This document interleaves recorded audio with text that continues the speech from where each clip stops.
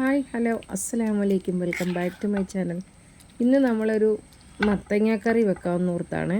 മത്തങ്ങ എലശ്ശേരി എന്നൊക്കെ പറയും, പക്ഷേ എലശ്ശേരിക്ക് വെക്കുവാണെന്നുണ്ടെങ്കിൽ വൻപയർ ഇട്ട് വേണം കറി വെക്കാൻ. പക്ഷേ ഇന്ന് വെറും മത്തങ്ങ മാത്രമേ ഉള്ളൂ ഉണ്ടായിരുന്നുള്ളൂ, വൻപയർ ഇല്ലാത്തതുകൊണ്ട് ഞാൻ മത്തങ്ങയൊക്കെ നല്ല സ്ലൈസായിട്ട് അരിഞ്ഞൊക്കെ എടുത്തു. ആ എടുക്കുന്ന തോല് കളയും ചിലവർ, പക്ഷേ ഞാൻ തോല് കളഞ്ഞിട്ടില്ല കേട്ടോ. ഇത് നമ്മൾ വീട്ടിൽ തന്നെ ചെറിയത് ഉണ്ടായത്, അത് പറിച്ചതാണ്.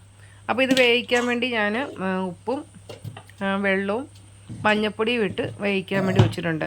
ഈ വേവിക്കാൻ വെക്കുന്നതിനിടയ്ക്ക് എൻ്റെ ഉമ്മക്ക് എന്നാന്ന് ചോദിച്ചാൽ ഇതിനകത്ത് കാന്താരി മുളകും ചുമന്നുള്ളി മഞ്ഞൾപ്പൊടിയും കൂടെ കൂട്ടി അരച്ചിടും. പക്ഷേ ഞാൻ അങ്ങനെ ചെയ്തില്ല. ഞാൻ ഇതിലേക്ക് ചുമന്നുള്ളിയും മഞ്ഞൾപ്പൊടിയും പിന്നെ ഉപ്പും വെള്ളവും ഒഴിച്ച് വേവിക്കാൻ വേണ്ടി വെച്ചിട്ടുണ്ട്. അരപ്പിന് വേണ്ടി ചുമന്നുള്ളി, തേങ്ങ, ജീരകം, വെളുത്തുള്ളി, കാന്താരി മുളക് ഇത്രയും കൂടെ അരച്ച് എടുത്തു. ഇനിയിപ്പോൾ ആ സമയം കൊണ്ട് നമ്മുടെ മത്തങ്ങ നല്ലോണം വെന്ത് വന്നായിരുന്നു. ഞാൻ അരച്ച അരപ്പ് അതിലേക്ക് ഒഴിച്ച് കൊടുത്തിട്ട് നല്ലോണം ഒന്ന് ചൂടാക്കി എടുത്ത സമയം കൊണ്ട് നമ്മൾ ഇനി ഇതിലേക്ക് ഒന്ന് താളിച്ചൂറ്റാൻ വേണ്ടി എണ്ണ ഒഴിച്ച് കടുക് പൊട്ടിച്ചതിന് ശേഷം നമ്മൾ 2 അരി ഇതിലേക്ക് ഇട്ട് കൊടുക്കുന്നുണ്ട് കേട്ടോ.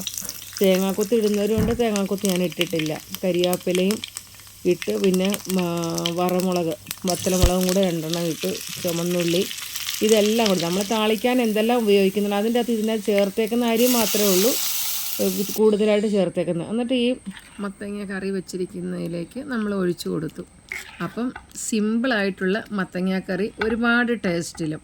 അപ്പം നിങ്ങൾക്ക് ഈ വീഡിയോ ഇഷ്ടപ്പെട്ടെങ്കിൽ ലൈക്ക് ചെയ്യുക, ഷെയർ ചെയ്യുക, സബ്സ്ക്രൈബ് ചെയ്യുക. നാളെ നല്ലൊരു വീഡിയോയിൽ കാണാം.